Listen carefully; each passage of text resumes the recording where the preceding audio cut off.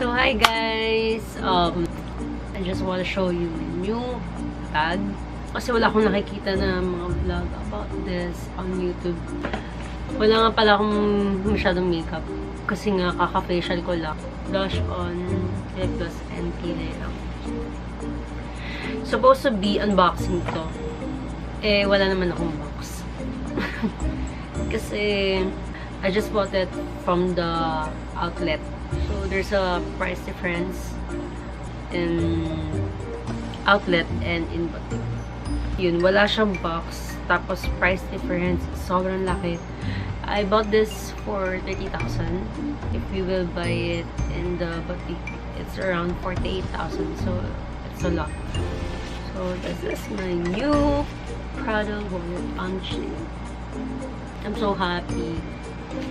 And, patagal ko na siyang tinitignan online. Sobrang ganda niya. As you can see, before, meron siyang parang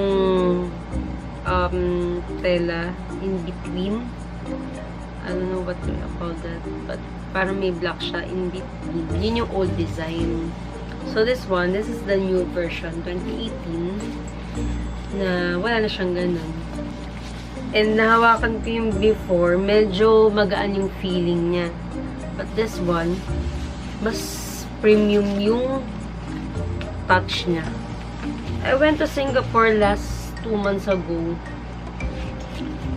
Nakita ko sa boutique. Parang sobrang nipis ng chain. Or hindi ko lang ma-recall. Pero parang mas maganda to. Hindi ko alam kung anong difference talaga when you buy a bag in boutique and in the outlet. Kasi nga, hindi naman ako super shopaholic, I think. So, ito siya. Tatanggalin ko na yung, mamaya ko na tatanggalin yung chain. So, ito siya. This is the strap. You can also remove this by pulling this one. Yan. Pero, ilalagay ko siya. Okay. So, meron siyang, tinanggal ko na yung parang cover dito. Kasi chinek ko kung okay yung mga magnet. So, pag close mo siya, ganyan lang siya. Yan.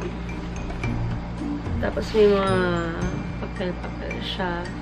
So, ito yung gusto ko talaga para sa inyo, yung papel. Joke lang. So, yung mga papel, tatanggalin na natin. Ito na lang i-unbox ko yung papel. Since wala siyang box.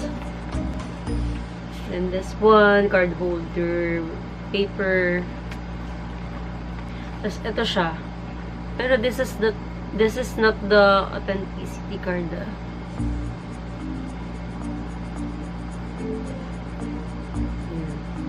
So this one, Vitello Move. I don't know how they pronounce it. Pero it's 1BP 290. So, doon na lang ako nag-base.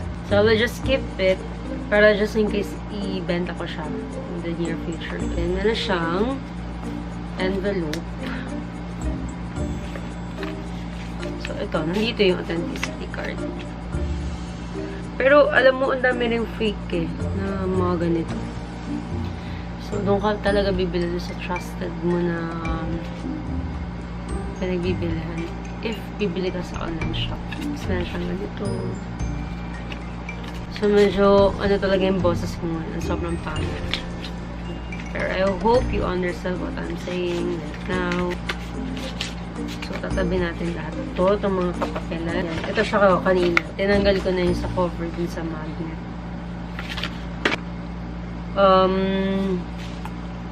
It has 1, 2, 3, 4, 8 card holders, 1 pocket, then 2 compartments. Tapos meron din siya sa harap. Ayan, meron din palang papel dito. Ang panguha pa. Amin ko na kung bago.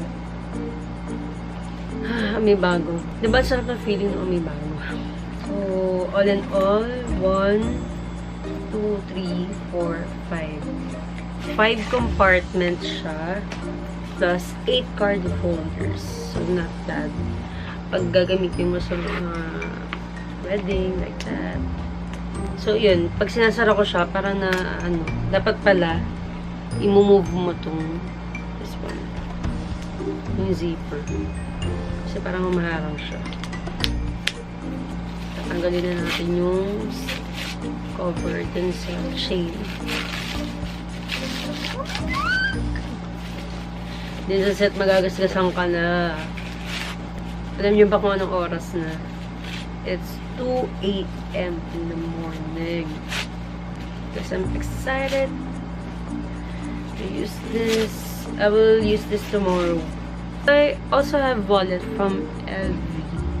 So, this is the Sarah wallet. So, medyo mas malaki siya. Yung Prada wallet siya. So, let me know if you want to give me a review about this one. So, kung gusto nyo ipag-compare ko siya, if ever kung gusto nyo i-push to or this one. So, yan.